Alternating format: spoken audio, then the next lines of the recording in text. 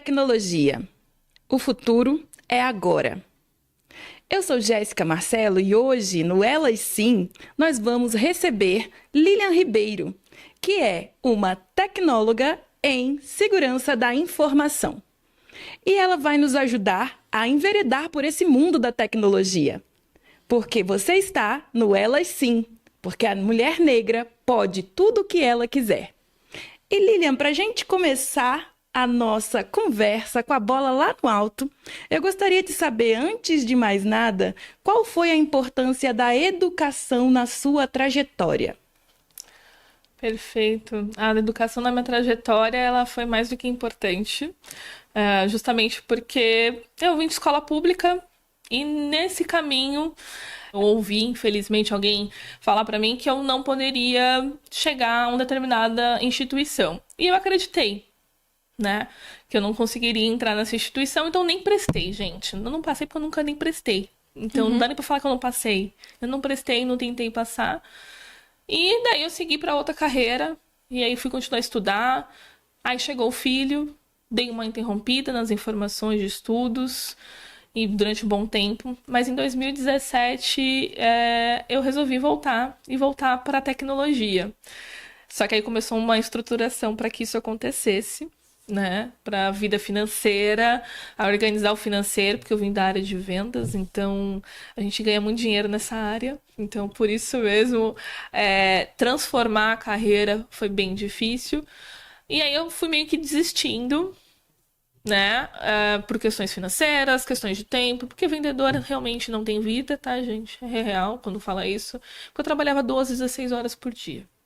Sim. Então isso acontecia, então não tinha onde fazer a faculdade, né? E o online naquela época não era tão como é hoje. Tão Então, difundido, né? tão difundido e tão bom, né, como é hoje. Na tecnologia também não tinha muito isso, apesar de ser tecnologia. Então eu acabei chegando, né, a fazer essas informações, só que em 2023 eu vi um post da Luana Genotti, com uma música do Emicida, inclusive, e nesse post estava sobre o Beca Santander, que é um programa, uma plataforma, na verdade, do Banco Santander, onde tem várias bolsas de estudos, inclusive tinha essa bolsa sobre tecnologia para você transformar e fazer a transição de carreira, e era uma bolsa 100% na Universidade Zumbi dos Palmares. E aí foi quando eu falei, vou prestar a prova. Prestei, passei, eram 70 bolsas exclusivas para as pessoas pretas e pardas. Então, daí começou a trajetória aí da educação e a importância do que ela faz hoje para mim, né? Como mãe, Né? né? Mãe de adolescente preto. E essa oportunidade de transformar e chegar a realizar um sonho. Eu acho que é mais do que uma transformação somente da educação, mas de um sonho meu. E aí eu chego nisso. É muito bonita essa história, viu? E a gente vai enveredar um pouquinho por outras coisas aí ao longo desse nosso papo.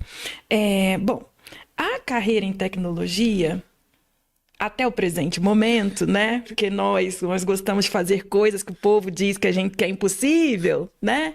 Até o presente momento é uma carreira bastante machista, desenhada nos moldes para atrair e para manter homens.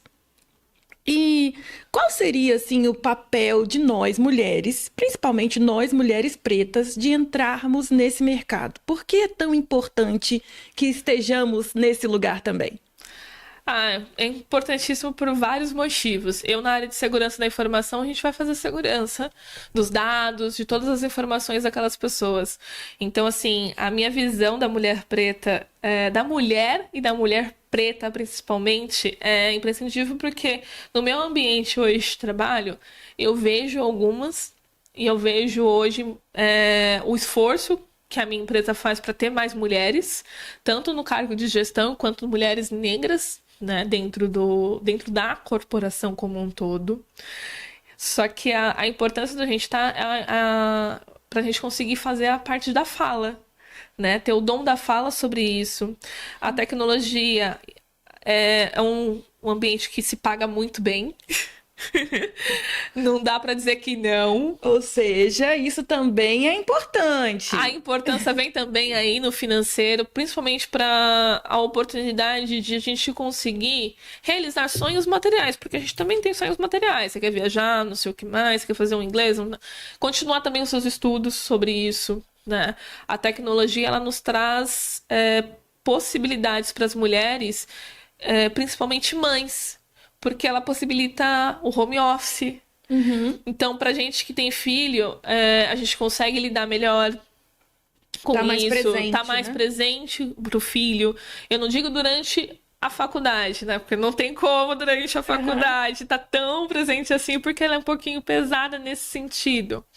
Mas a gente consegue estar perto do filho, a gente consegue olhar pro filho, a gente consegue, sei lá, almoçar. Como eu, em home office, por exemplo, almoço com meu filho, sento na mesa no dia que eu tô de home, porque a maior parte das empresas na área de tecnologia é híbrido. A oportunidade de você morar em qualquer lugar também, porque, por exemplo, tem muitas oportunidades hoje fora do país, que se pagam muito bem. Claro, tem que ter inglês, ou espanhol, francês, enfim, alemão, ou mandarim, principalmente, né? Ah, é a língua do futuro, na verdade, é a língua do presente, né? A língua do presente. Ou mandarim, por exemplo, mas que te proporcionam uma informação muito boa. A minha carreira, a minha transformação de carreira, claro, ela não foi só flores, né? A minha educação, a minha formação não foi flores. Tive que esperar a questão de assédio moral dentro de universidade, assédio sexual dentro da universidade. Então teve uma coisa que não foi tão legal e tão bonita quanto, né, que a gente tem dentro da universidade também, independente qual seja ela, mas também a questão de poder lidar com cada informação, só que eu também eu fiz de uma forma diferente a minha universidade. Eu era chamada às vezes de CDF, mas eu não era CDF. É porque deixava meu filho em casa, então eu tinha que fazer fazer valer aquele tempo que eu tava, né? E fazer valer tudo aquilo que eu vivia naquele momento. Então, dentro da universidade e a tecnologia, as mulheres, elas têm que estar ali. E eu sei que para muitas mulheres essa questão dessa bolsa foi imprescindível, porque ela era justamente para pessoas que, por exemplo, sei lá, não tá mais feliz na sua carreira, ou como na minha sala tinha gente que trabalhava com limpeza, gente que era vendedora de Avon, que hoje está empregada na área de tecnologia, gente que trabalha com construção civil, a outra só cuida do filho que é deficiente, mas precisava trabalhar porque só o valor que o governo dá para o filho dela não paga as contas, e isso é real. Então, a importância que a tecnologia transforma a vida de mulheres, principalmente mulheres pretas, que a nossa vida não é muito fácil, porque a gente tem que limpar, cozinhar, cuidar do filho e se preocupar com o seu filho ou sua filha na hora dela ir no mercado. Se ele fica adolescente, então que horas não pode brincar com os amiguinhos na rua, de correr, porque de brincar de correr, de puxar mochila, porque não pode, porque você pode levar um tiro. Uma série de coisas que acontecem, né, na nossa vida. Sim, então, como nós, inclusive, né? Somos múltiplas, né? Eu queria saber da sua parte qual foi o impacto que a maternidade teve na sua carreira. Maternidade, inicialmente, ela veio aos 21 anos, né? Bem no início da carreira, né? Bem no finzinho da faculdade de psicologia. Então, a maternidade, ela teve os seus percalços, né? Eu dei uma parada, porque não dava pra fazer os dois. Gente, na época eu ganhava um salário mínimo. E na época o salário mínimo era R$ 560. Puxado. Puxado pra uma mãe solteira pagar as contas e cuidar do filho e pagar a faculdade. Porque eu pagava, não era bolsista na época, né? Então, aí eu dei uma interrompida e depois eu voltei. Mas depois que ele cresceu. Mas conforme eu falei, o setor de vendas não me permitia estudar. Sim. Trabalhei com tudo, gente. Já trabalhei de tudo em um tudo. Né? Tenho 36 anos, né? Mãe do adolescente, filha diferente. e de uma modelista, né? Meu pai trouxe a veia da negociação e minha mãe trouxe a veia de, tipo, né, costureira e modelista de um bom arremate, de uma coisa muito bem feita. E de um estilo, que inclusive, palmas pra você, tá incrível, tá? Inclusive, o estilo é da mãe. Peça feita pela mãe. Olha, tá gente, vendo? depois a gente quer os contatos, viu? Tem que ter, ó, @Kira Plus. Isso aí! Isso também é outra faceta, né, dessa mulher incrível, que é toda voltada pro mundo da tecnologia, mas que também tem essa veia aí estilista, produtora de moda e né, dessa outra parte também, gente, que eu queria que você falasse um pouquinho mais sobre isso. Tem uma empresa que a gente costuma dizer que a gente não paga ainda as contas com ela. Tá difícil, mas a gente vai emplacando, que é uma marca que eu fiz junto com minha mãe, que é a @Kira Plus. É uma marca voltada para mulher plus size. Porém, ela também a tem... midi também, porque as midi midis também se sentem órfãs às vezes. Então, ela começou criada para uma moda especificamente plus size. Porque minha mãe sempre sonhou em ter algo plus size. Só que a gente percebeu que eu falei, eu também quero vestir as roupas que eu crio, que a gente são lindas. vende. E aí a gente começou a fazer a partir de todos os tamanhos, e aí chegando sempre no plus size. Apesar de sofrer, a gente sofre. Porque a gente não emplacou? Porque a gente sofre preconceito porque as pessoas plus size, elas querem marcas que trabalham só com plus size. E quando as marcas trabalham com todos, ou vem uma mulher magra vendendo plus size, também sofremos preconceito quando vendemos plus size por serem magras e vender plus size. É tipo assim, você não entende a minha dor. Ai, mas quando for assim, pode me chamar, viu? Que eu vou adorar vestir as roupas da Kira Plus, @Kira Plus, gente. Pode seguir lá, viu? Eu vou adorar, porque eu não sou plus, mas sou midi, tá? E as midis são órfãs. As midis precisam também de uma marca que represente. A Kira Plus representa as midis, representa as plus e também representa eu que não sou um P. Eu finjo ser um P, mas um midi não sou, não. As falsas magras. As falsas magras sou eu, que não vejo P. E aí é uma marca que ainda não emplacou, mas porque... voltam lá para as mulheres pretas. Quando a gente quer empreender é um pouco difícil, porque a gente tem que pagar contas, né? Sim.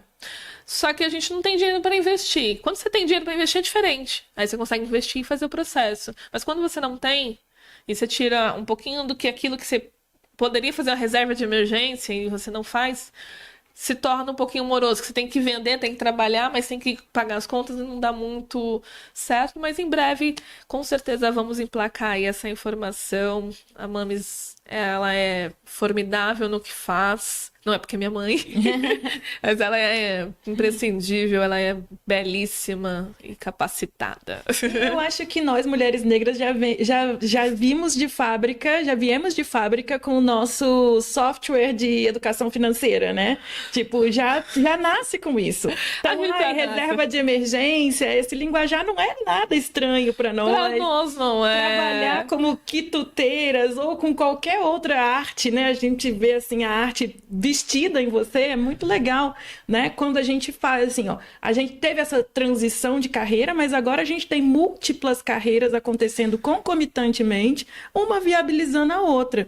E é claro que o sucesso que pegou em uma vai pegar na outra daqui a pouquinho, você vai ver. Com certeza. Eu costumo dizer que antigamente a gente não podia, né? Ser psicólogo, ser médico e ser apresentador. Não pode. Você só pode ser médico. Oxe, pode sim, aqui, ó. Ou você só pode trabalhar com tecnologia.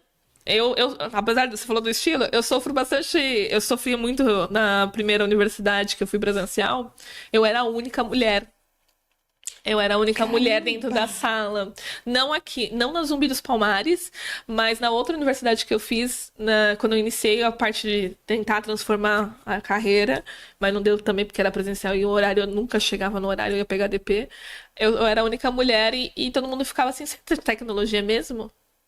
Você tem certeza? Você tem certeza? Por conta da minha vestimenta, não era porque eu era mulher, era por conta de como eu me vestia. Eu falei, mas a mulher de tecnologia se veste como?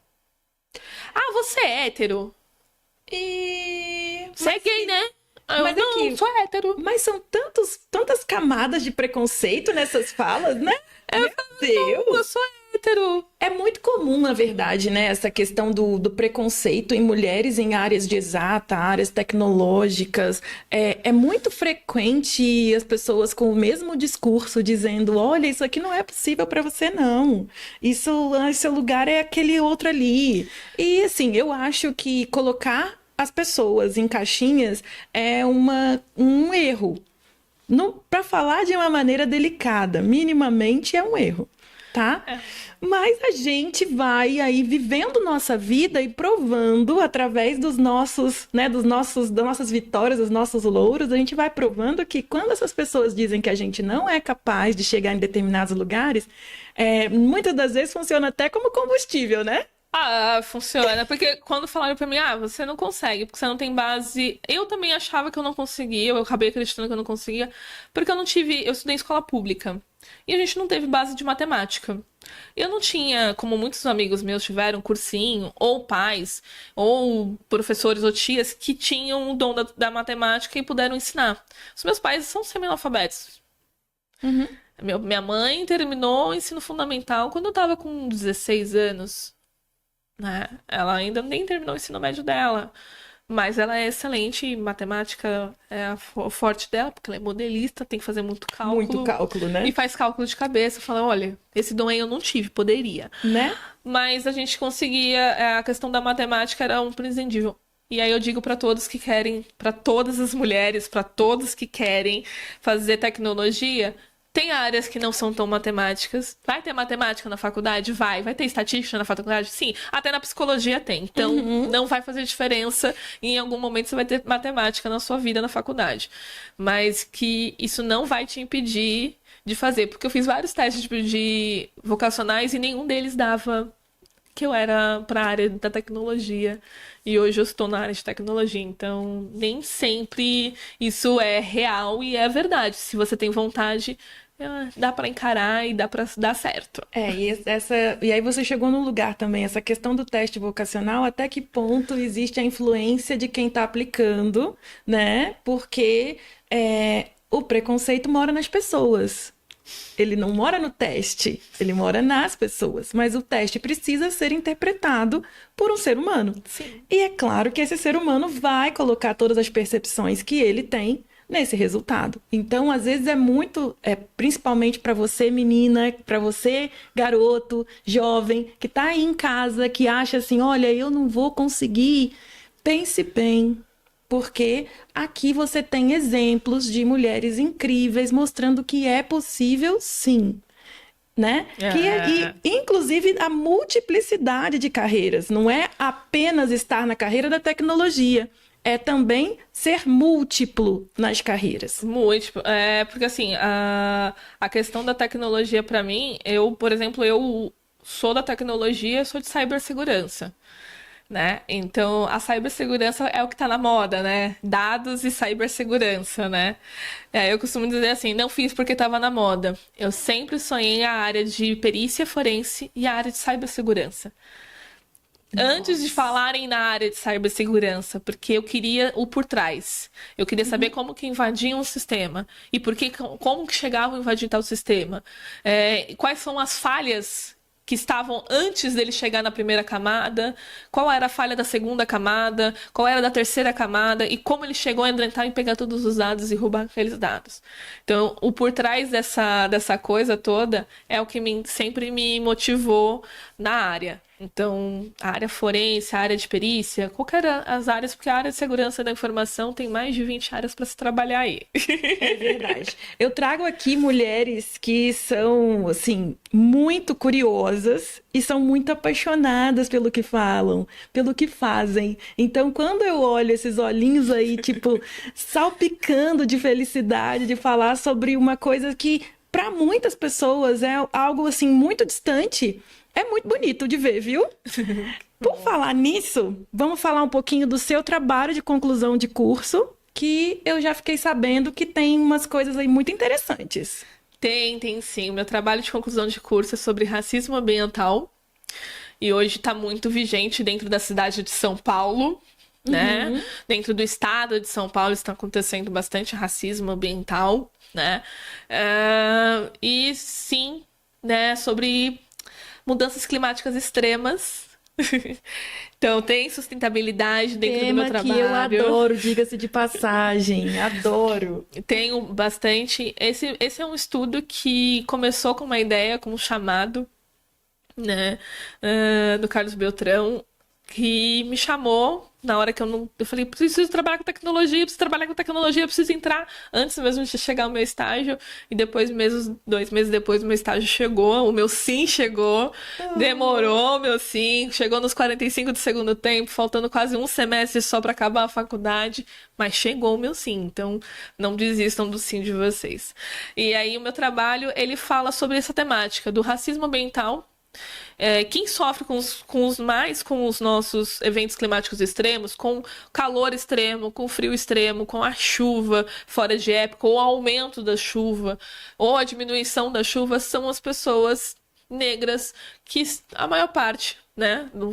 Claro que a gente sabe que não é 100%, mas a maior parte são pessoas negras que estão em áreas ou no topo de morro, estão nas suas regiões extremas e aí vão sofrer com deslizamento, desabamento. A intenção é colocar a tecnologia e como a tecnologia pode ajudar essas pessoas. E ela pode, né, de várias formas, né? Então, meu trabalho é desenvolver uma tecnologia que a gente consiga prever o deslizamento, prever o desabamento, o encharcamento daquele solo, antes que aquilo aconteça para aquela família, principalmente não só para levar as coisas dela embora, as roupas, as coisas, mas para salvar vidas, que é o mais importante, para que aquela família sobreviva. Ou que a gente sabe que a quantidade de chuva previsão de quantidade de chuva que vai vir. Quanto tempo vai demorar para aquele local virar um Rio Grande do Sul, por exemplo? Sim. E aí você consegue estimar isso. Isso antes que isso aconteça, para que aquelas pessoas saiam de lá, para que aquelas pessoas consigam, que seja, levar suas coisas materiais. A gente sabe que as pessoas ligam para o material extremamente, mas para que elas salvem as suas vidas e que a gente consiga prever. Só que com essa tecnologia a gente quer mais que isso, além de prever e tirar essas pessoas, para que a gente consiga trazer. E aí vem a fala para as políticas públicas Muito bom. que tragam que aí nesse estudo traga soluções, que eles implementem essas soluções, mas soluções também de como que eu posso fazer para aquele solo, aquele topo daquele morro não desabar. As casas foram construídas de forma errada. Sim, foram. Mas e aí? E agora? E vamos replantar? Na favela, na comunidade.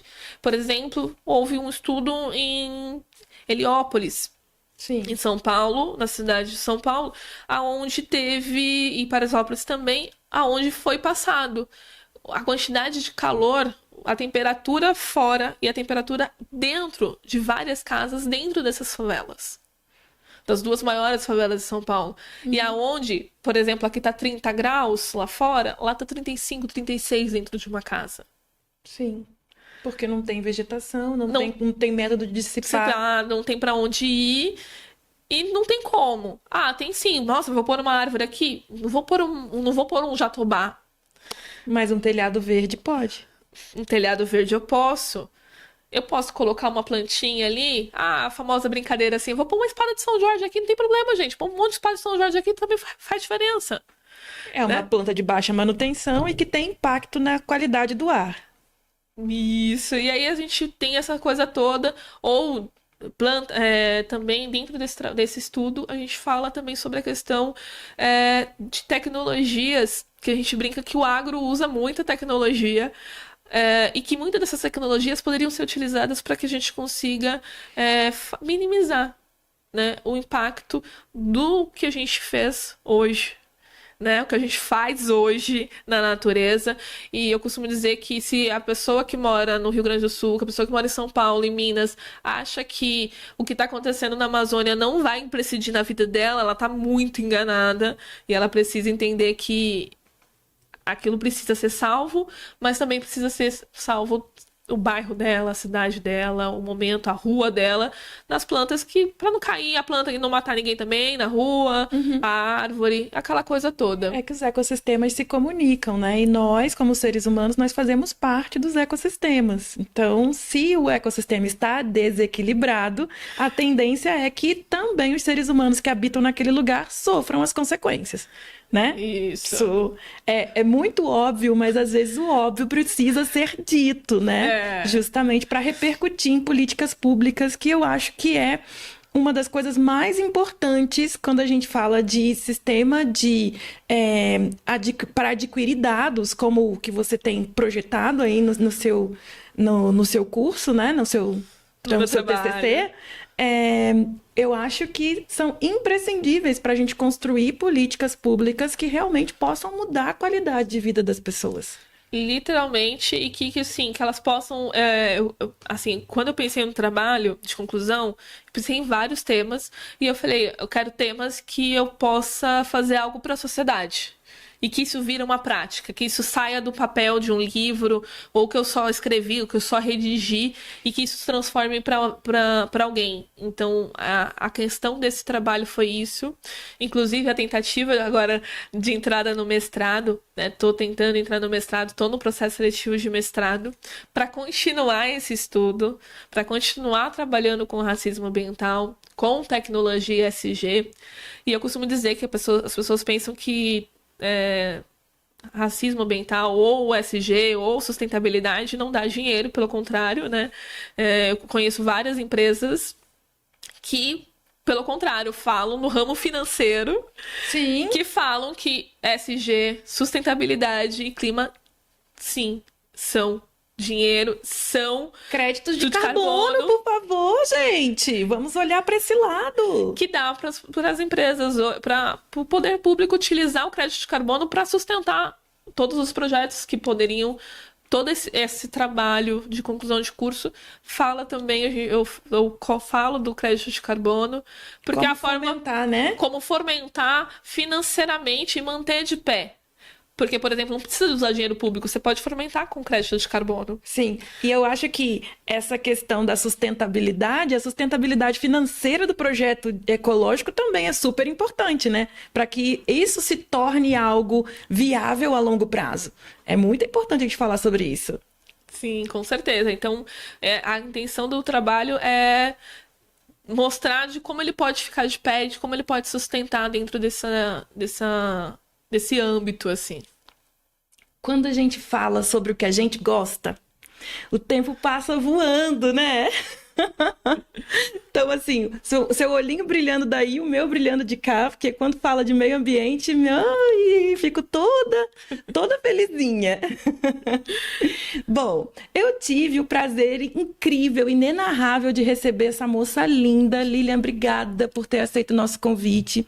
É uma oportunidade incrível de conhecer essas múltiplas faces dessa mulher incrível. E para as pessoas continuarem aprendendo um pouquinho sobre como a tecnologia pode ser sustentável e ajudar a gente no nosso meio ambiente, fala para nós o seu contato, tá? E também não esquece de reforçar o contato da Grife, que eu também gostei muito da ideia. Perfeito. O meu arroba é @liu.ribeiros e tem o arroba kira.plus, que também são 2 arrobas importantes, e que eu que agradeço pela oportunidade. Esse bate-papo foi maravilhoso. E que é isso, tecnologia, mulheres, a gente pode e pode muito. Com certeza. Eu também gostaria de agradecer. Já agradeci muitíssimo a nossa querida convidada e gostaria também de agradecer você que esteve comigo aí do outro lado e te convidar para acompanhar os nossos próximos episódios, tá bom? Esse foi o Ela Sim, porque a mulher negra pode tudo.